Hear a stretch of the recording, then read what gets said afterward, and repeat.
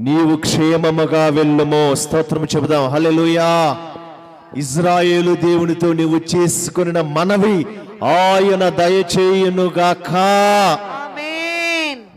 ఈ ఉదయకాల సమయంలో నువ్వేదైతే దేవుని సన్నిధిలో మనవి చేస్తున్నావో నిశ్చయముగా నా దేవుడు నీకు అది దయచేయునుగాక. నీకున్న పరిస్థితుల వైపు చూడవద్దు. సకలము చేయగలిగినటువంటి సర్వ సృష్టికర్త అయినటువంటి ప్రభువు వైపు చూడు.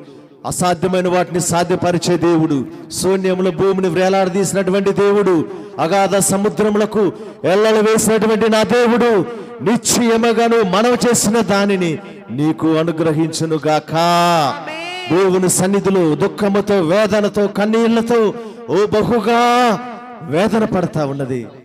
దేవుని సన్నిధిలో ఆ యొక్క ఆత్మను కుమ్మరిస్తా ఉన్నదంట. అప్పుడు దేవుడు చెప్తా ఉన్నాడు, నీవు క్షేమముగా వెళ్ళో, నీవు క్షేమముగా